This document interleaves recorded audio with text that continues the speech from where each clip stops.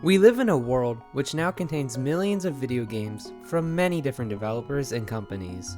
And whether they be innovative or downright horrible, very few of those games have been capable of standing the test of time for decades on end. However, with the introduction of the Nintendo 64, there came a slew of brand new ideas and concepts no one had ever seen before. This is obviously due to the N64 being one of the first ever 3D consoles, so all eyes were on Nintendo to see what they could create. And after Super Mario 64 seamlessly transitioned Mario into a 3D environment with fantastic controls and an innovative new camera feature, fans from all over the globe were clamoring for the Zelda series to receive the same treatment that Mario was given back in 1996. Well, in 1998, after 2 long years of waiting, they would finally get their wish with The Legend of Zelda: Ocarina of Time.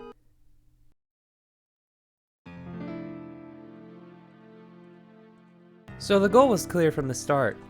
How do you transition something as perfect as A Link to the Past into an expansive and fully open 3D world for the player to explore?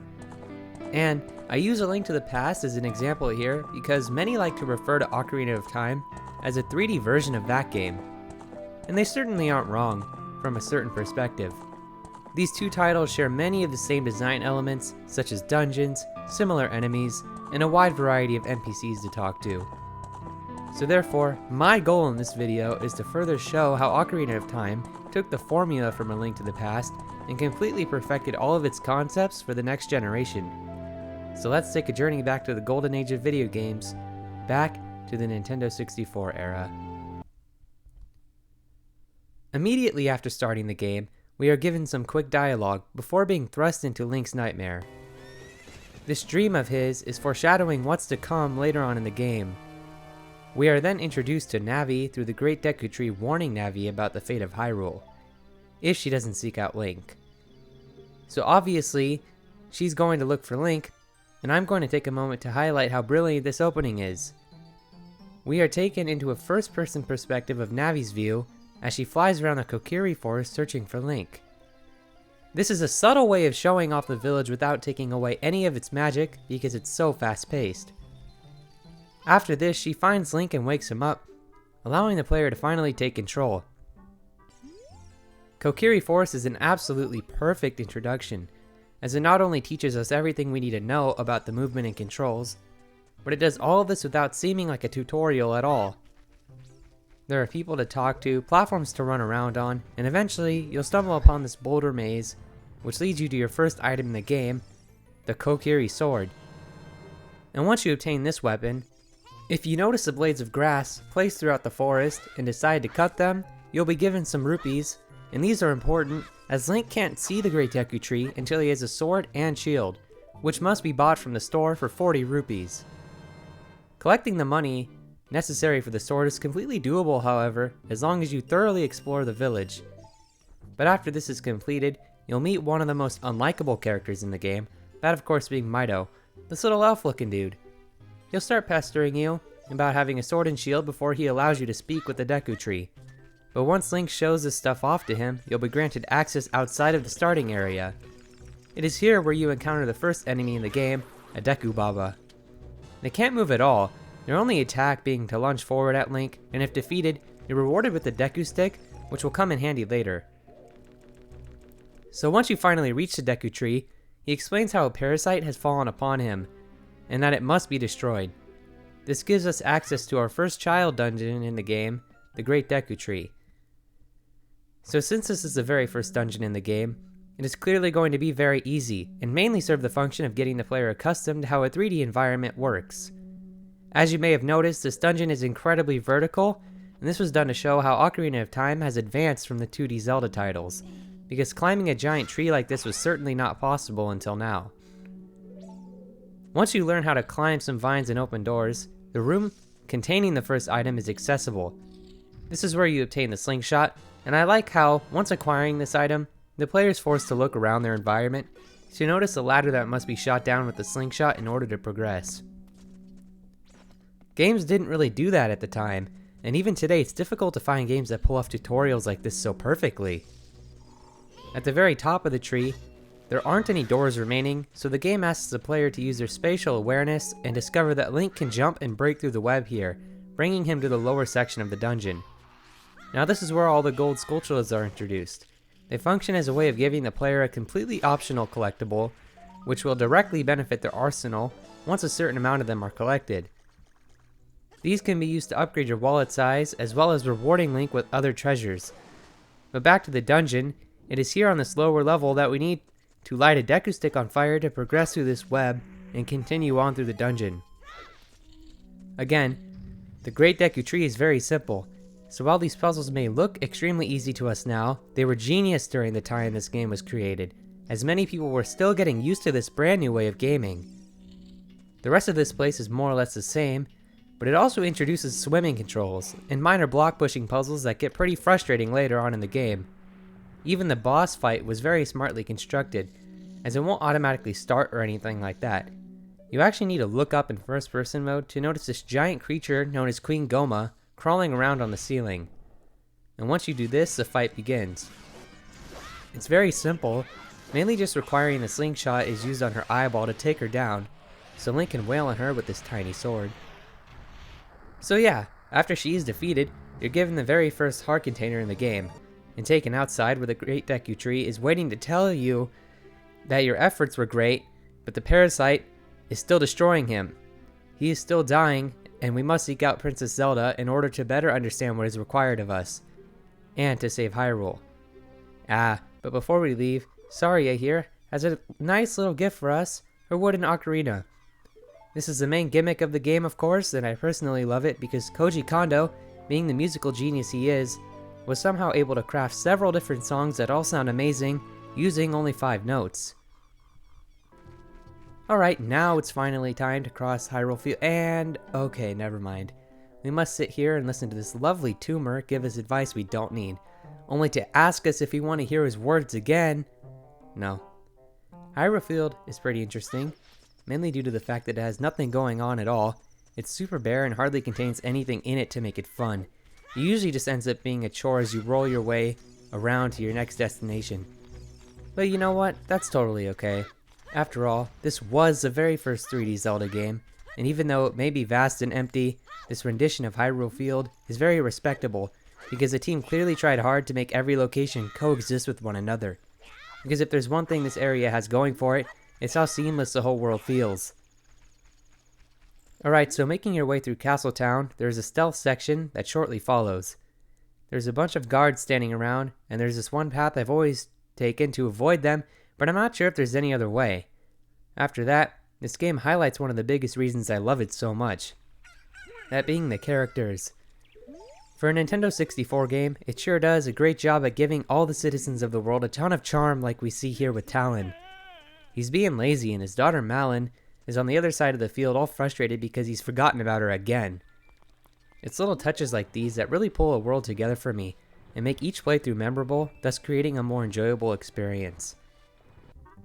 So after this, we are taken to yet another stealth section and it's pretty short. However, completing that brings you to the castle where Link finally meets with Zelda. She tells you a bunch of stuff the Deku Tree already did, mainly just exposition as to how Hyrule was created by the goddesses. She then goes on to explain her plot to take down Ganon, and we all know how that ended for her. Impa teaches us our first song on the Ocarina after this, which is called Zelda's Lullaby. You may recognize the tune as one of the most beloved songs in Zelda history, and it all stemmed from A Link to the Past back on the Super Nintendo. This is when the journey actually begins. We're given instructions to go to Kakariko Village, which is definitely the coziest place in the game. You can collect a few gold skulltulas here, and even grab the Hylian shield from a graveyard if you decide to go graveyard digging. There's also this one heart piece I always cheat my way through. I mean, it's way more fun than using the hookshot as intended, so I do it this way. Now after giving this guard a letter from Zelda, it's onward to Death Mountain, the home of the Gorons. Here, Link meets with this grumpy old hermit named Darunia. He's all angry because his precious rocks are gone, and decides to take that anger out on poor Link over here, in order to put him in a good mood again. Link needs to learn a song from Saria, who's waiting for him in the Sacred Forest Meadow. Can I just say that this is one of those things that if you're a little kid playing the game, I feel like would be impossible to figure out on your own. I mean, I had a hard time figuring this out as a teenager my first time through, but I suppose that's how many classic games were back in the day. Cryptic, but the enjoyable type of way. Once we make it past the forest meadow, Saria will teach us her song. And can you guess what it's called? Playing this song in front of Darunia will suddenly put him in the world's greatest mood, and he will give us this bracelet that allows Link to pick up bomb flowers and use them as a temporary placeholder for the real bombs, which are obtained in the second dungeon. They're kind of like training wheels. They make you feel pretty useless and lame. Like, just give me my big boy bombs. Come on, he's old enough to handle them. Link is 10 years old. Dodongo's Cavern is the second child dungeon, and its central theme is the bomb flowers. Basically, most puzzles here require some minor form of bomb usage, and I like this area here, where you gotta wait to throw the bomb until it's about to explode. Otherwise, Link can't proceed. It's a good reminder to the player that they can't just chuck around bombs left and right, and expect everything to just blow up automatically. Honestly, this is probably the least remarkable dungeon in the game. It's not bad, but there really isn't much to it. The coolest part of it is definitely when you have to throw 2 bombs down into the skeleton's eye sockets so that way he drops his jaw, which grants Link access to the final room, where you really just have to make your way around this area to the other side, where you can push a block onto a switch to open up the final door. King Dodongo is the boss fight here, and like any other Zelda boss, he's super formulaic, as you just wait till he opens his mouth, then throw a bomb in it, and go to town with your dinky little Kokiri sword. After he's destroyed, Darunia gets all lovey with Link, calling him his brother and giving him the Goron's rupee. So that's 2 of the 3 necessary trinkets to unlock the Door of Time. The last main location for now is Zora's Domain. Here you can compete in this little minigame where you collect a bunch of rupees underwater, and succeeding in this will grant Link the ability to hold his breath longer than 3 seconds underwater, which is needed to collect this bottle with a letter from Princess Ruto inside. Showing this to her father will cause him to move for the first time in God only knows how long. Now it's up to the player to realize that they need to go back and collect a fish so Jabu-Jabu can eat it and inhale Link into his belly, which is also the 3rd dungeon. I never liked this place when I was younger. It always confused me and I spent hours trying to figure out what to do. But as I've grown older, this area has definitely become pretty enjoyable to me, because I find it really relaxing and laid back. You just carry Ruto around, and you can even throw her at enemies to defeat them. She is a spoiled brat though, like seriously the most entitled little headache in the Zelda franchise. Oh wait. The mini-boss here drives me insane because you can't cut corners even though it seems like the most natural solution to taking it down. No, you need to awkwardly throw your boomerang or Deku nuts at it to even get close enough to cause any damage. It's harder than the actual boss itself. Oh yeah, you get the boomerang here in this dungeon by defeating these weird little flying things. I have no idea what they're called, but nevertheless, obtaining the boomerang gives Link the solution to defeating these parasites in each room. And once they're all gone, you can fall down this hole that was previously blocked off. I like this puzzle. It tests the player to see if they were actually paying attention earlier to the blocked off area, and it creates a satisfying feeling if you actually manage to do this correctly, especially on the first try. The boss here is a pretty big step up in difficulty compared to the last 2 dungeons. It actually has multiple phases and mainly tests the player on their mastery over the movement of Link. It's also got a sick death animation. But once that's over, Ruto finally stops being an entitled brat and hands over the final gemstone to Link, the Zora's Sapphire. I didn't mention the Great Fairies earlier, but after completing certain areas, you can use an item to find an entrance into the Great Fairy Fountains. These are super surreal areas, almost feeling like they are located in an entirely different dimension. These fairies bestow upon Link magical upgrades that will actually help a great deal in certain situations. These are another super creative and unique addition to the Zelda series that everyone loves. So before heading back to the Temple of Time with your gemstones, make sure to head over to Lon Lon Ranch because there are a couple great things to do here. For one, there's this mini game with Talon where Link needs to find 3 random Cuckoos, and if successful, he's given a bottle with milk, which is a great reward in any Zelda game. But obviously the main attraction here for Link is his horse, Epona. You need to learn Epona's song as a child so you can actually see her as an adult, which I'll touch upon later. Now that that's over, go back to the castle entrance and Link's nightmare from the start of the game becomes fully realized. He even attempts to look strong here in front of Ganon with his useless little knife, but he just gets owned of course. Silly Link, you're not strong enough for Ganon yet. Anyways, Zelda will throw the Ocarina of Time into the castle's moat, and after collecting this, she teaches Link the Song of Time, which is only really used for moving these big blocks throughout dungeons. But its other function is to open the Door of Time, which turns out was Ganon's plan all along. You see, he wanted Link to open the door so he could slip inside the Sacred Realm and rule over Hyrule. But hey, at least Link gets a cool new sword out of the deal. That alone makes up for the tragedies Ganon will wreak upon Hyrule, right? After getting the Master Sword, this old man reveals to Link that he is aged 7 years and is now old enough to wield the blade he now has sheathed upon his back. I remember the most mind-blowing thing about all this to me was hearing how Link sounded as an adult. Like, oh yeah, Link's grown now, he can do things he wasn't able to do as a child. Alright, so before leaving the Temple of Time, Sheik is introduced as this really mysterious Sheikah warrior, and it adds a lot of depth to this character not knowing who he is or what his intentions are. All we know is he wants to help Link retake Hyrule, and says that he should head over to Kakariko Village and find the hookshot next. But before you do that, go back to Lon Lon Ranch and talk to this lovely fellow. He'll make you pay rupees just to ride around for a little bit. But if you call over Epona and ride around for a little bit while jumping over these fences to collect rupees, Ingo will challenge Link to a race, and if Link wins, Ingo gets all mad and demands a rematch. And if you win that race, he locks you in the ranch with Epona.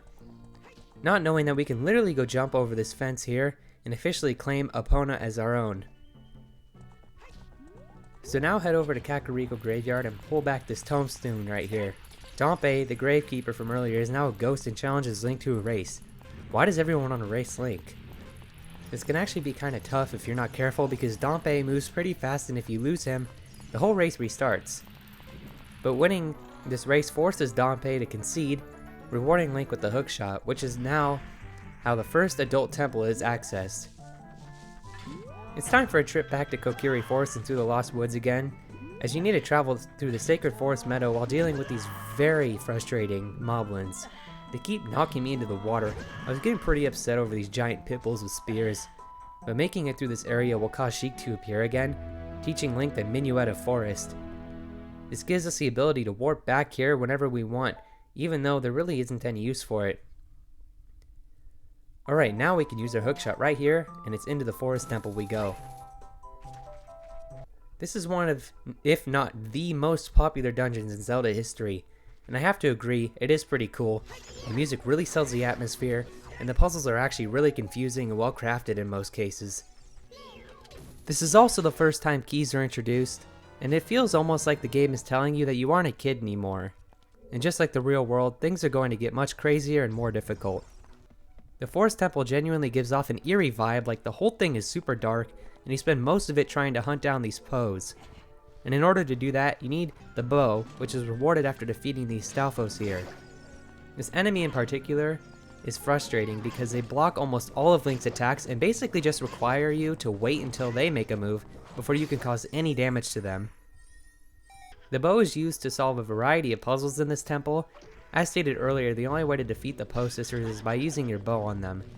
They aren't difficult to defeat at all because I'm not sure if many people know this, but just throw a Deku Nut at them once they turn invisible, and it automatically forces the Poe to come out of hiding, which gives you plenty of chances to destroy them with the bow. The other main gimmick here is this eyeball, that one shot with the bow can either twist or straighten out this corridor. This is required to find the boss key and the small keys hidden within these few rooms. And to me, this is the most confusing part of the dungeon. I always forget something integral such as twisting one of the corridors again, or skipping a small key. But after all the Poes are defeated, you can head back to the main lobby, and this is where the mini-boss takes place, which isn't too difficult at all. Just look for the Poe that spins, and shoot them a few times with the bow. In doing so will grant access to the lowest part of the temple, which is also where the boss room is. But before you can fight the boss, these pillars must be pushed in order to change the layout of the room, so that way the boss door is finally opened up. I like how the 3DS version included these paintings along the walls of the hallway leading up to the door. It's a nice touch and breathes more life into the dungeon. Okay, so Phantom Ganon is who Link needs to battle here, and for some reason on my most recent playthrough, I struggled so much with him. At least in his first phase. You have to look around these paintings to see if the real Ganon can be identified, and this can definitely be tricky and time consuming. The second phase is a subtle foreshadowing to the final fight with Ganon himself, where you have to play energy tennis with him in order to knock him down so Link can attack him with his sword. So yeah, a pretty cool dungeon to say the least, and I can totally see why people always consider this their favorite temple in the game. Completing the fourth temple takes us back to the Sacred Realm, where it is revealed that Saria was actually the sage here. I find this kind of weird because we see her briefly in the very beginning of the game, but not again until Link becomes an adult and completes one temple. Anyways, the next dungeon can actually be accessed immediately. However, one thing that is required is a Goron tunic, which obviously protects Link from fire. And the best way to get this is by bombing this tiny little Goron who's rolling about. But hold on, because this is Darunia's son, and he explains to us that we need to enter the Fire Temple and slay Volvagia in order to rescue the entire Goron tribe.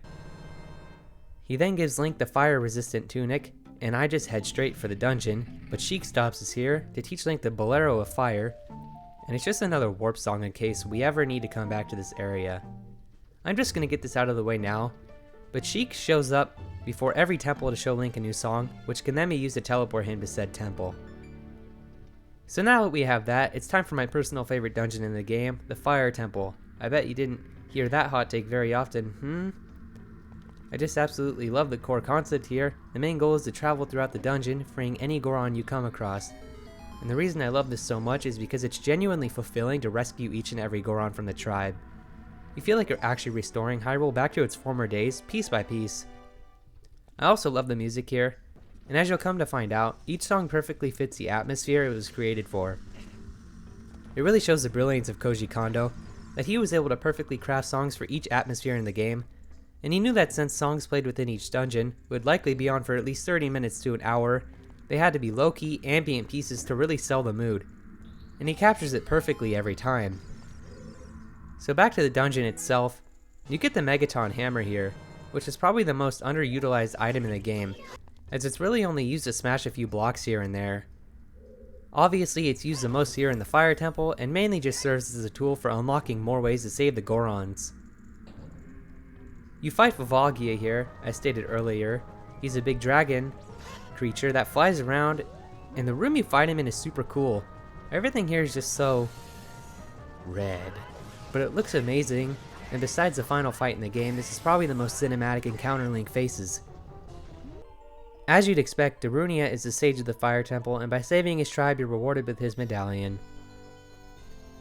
Okay, so this is the part of the game where I always do the big Goron trading quest, mainly because I hate fighting Dark Link without it, but this quest holds a special place in my heart for me, because something about it is really cozy. It starts off so chill, with having to use a chicken to once again wake up Talon. And just a quick side note, do not try this side quest without Epona, because you will fail and waste your time. Especially later on when you have to run all the way from Lake Hylia to Death Mountain, and these two locations are literally on complete opposite sides of the map from each other. But go for this side quest because the reward is phenomenal. The Big Goron Sword does twice as much damage as the Master Sword and can easily defeat almost any enemy in the game within 1 to 2 hits. Before you can enter the Water Temple, you need to acquire the Iron Boots from the Ice Cavern. This is kind of like a child dungeon because there are no small keys, and it takes much less time to complete it than it does for the other temples. It's super beautiful here though. Every shade of blue used is so vibrant, and the music is absolute perfection here too. It is now that you realize it would be nice to have more than one bottle if you want to avoid depression by constantly walking back to get this blue fire. You can even find a heart piece here, and it's probably the easiest one in the entire game. The last puzzle in the Ice Cavern is this block pushing puzzle, but it's actually not too bad at all. And after this, you're taken into by far the most gorgeous room in the game, where you fight this one pathetic Wolfos, which unlocks the chest containing the Iron Boots. Sheik then shows up, teaching us a Serenade of Water, which will teleport Link to the Water Temple's location.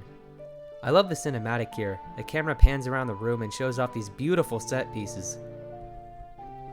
Before you leave the Ice Cavern, make sure to take the blue fire with you, so you can unfreeze King Zora.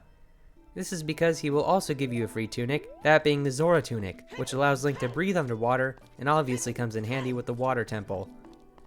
Speaking of which, now that you've obtained the Iron Boots, you can head over to the Water Temple.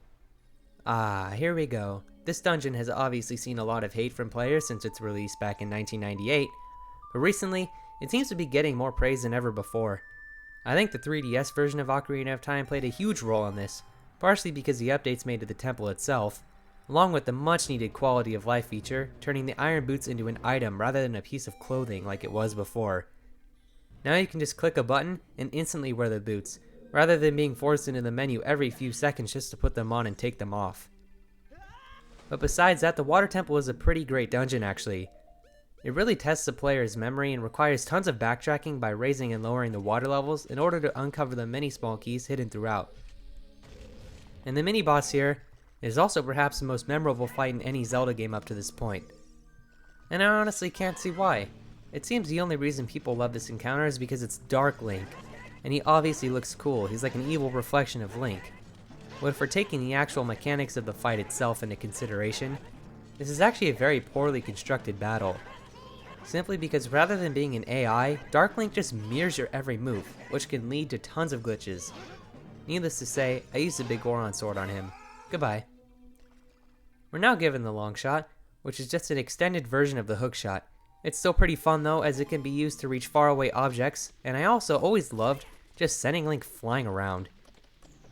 However, the rest of the water temple mainly involves trying to find the boss key, and once you do, this temple is finally over, and we get to the worst boss fight in the game, Morpha. This is such a lame fight coming off this huge dungeon we just completed. You literally just stand there and yank out the amiibo with the long shot, so you can then whack it with the sword. Problem solved. Princess Ruto is the sage of the water temple, and after giving Link the medallion, it's time to move on to the next dungeon. Or it would be, but we have to head over to Kakariko Village with Sheik and get harassed by this giant invisible creature. It's actually a pretty cool cutscene though, and after it, Sheik teaches us our next warp song, the Nocturne of Shadow. And before we can tackle the Shadow Temple, we have to learn the Song of Storms with adult Link, so we can then go back in time and play it in the windmill with child Link, in order to drain the well where the Eye of Truth is located. Enter the bottom of the well. This is another mini dungeon, kinda like the Ice Cavern, where there are no small keys, but unlike the serene and peaceful Ice Cavern, this place is horrifying. There are tons of things to do here, such as finding secrets in gold skulltulas, but I always just go straight over here, play Zelda's Lullaby, so that way I can access the boss. Dead Hand, the most horrifying Zelda enemy ever, is who Link must fight if he wants the Eye of Truth. And it can actually be pretty difficult since you're a child and have to deal with that dinky Kokiri sword again. Nevertheless, Dead Hand is an awesome looking enemy and poses a real threat. So now that you've obtained the Eye of Truth, play the Nocturne of Shadow, which will take you over to the entrance of the Shadow Temple. Then, using Din's fire on this platform will finally open up the door to the Shadow Temple. And oh man, I love this dungeon. It's literally a torture chamber for all the enemies of the royal family. And it truly feels like you're going to be attacked in every direction by something, just based off the music and atmosphere alone. And that's not to mention all the guillotines and other atrocities you'll find here. So as I mentioned earlier, the Eye of Truth is needed here.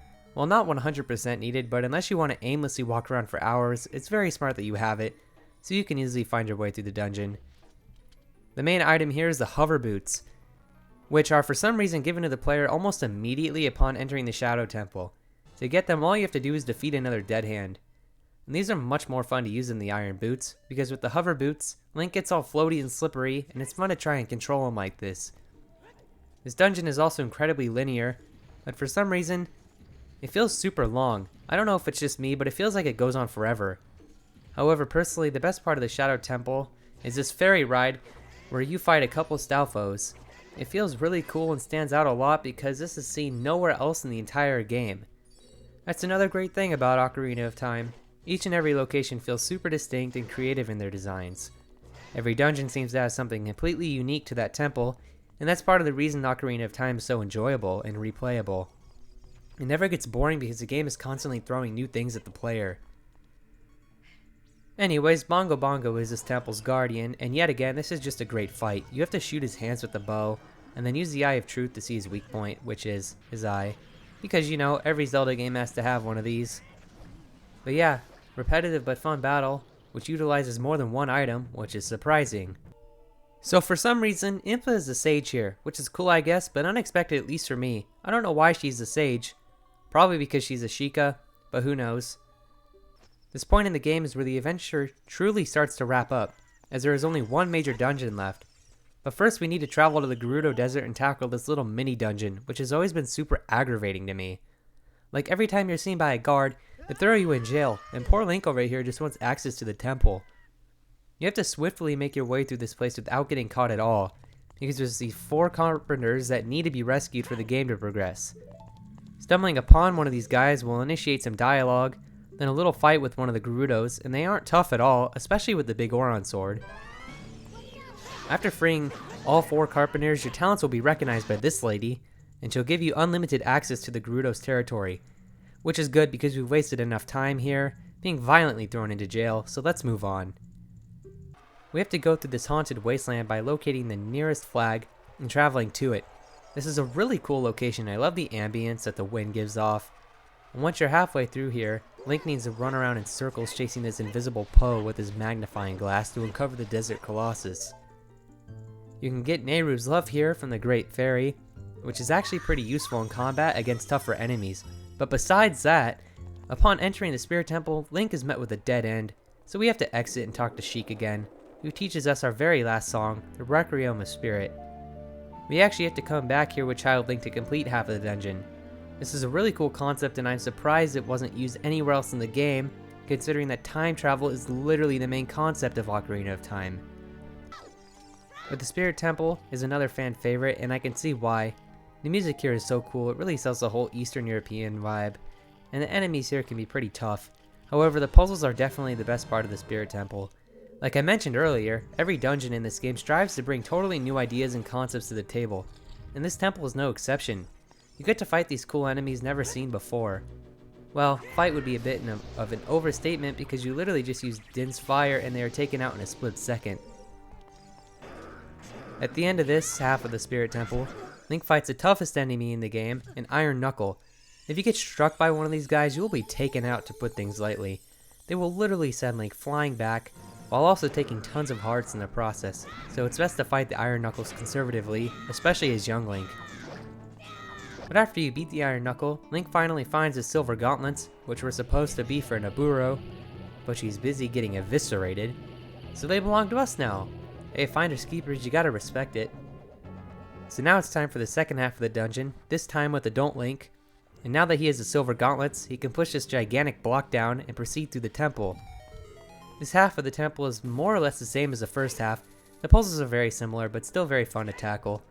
However, now that you are back to being an adult with your mighty big Oron sword, you feel like the 40-year-old on his way back to his high school football reunion. You can literally slaughter everyone here, and it just feels great having your power back. So don't take adulthood for granted. Anyways, at the end of the temple, we have to fight another Iron Knuckle, and it's the same as always, except this time, it goes down much faster because of our much better sword. However, upon defeating this Iron Knuckle, it is revealed to the player that this was actually Naburo being brainwashed by Kotake and Kuume into doing their dirty deeds. So you can probably see where things go from here. Yes, that's right. With our brand new mirror shield, we fight the 2 witches, Kotake and Kuume. This is a 2-part battle that, in my opinion, goes on for a bit too long. It's still a fun boss fight, but like, okay, I get it. Just stand here with my shield out for both phases while waiting for them to shoot an element out at Link, so we can deflect it into one of the witches. There really isn't much to say here, but I do like their little dialogue at the end, which humanizes them a little bit and gives them more character. Alright, after this we finally reach the end game, with Rauru telling us that Link must depart for Hyrule Castle.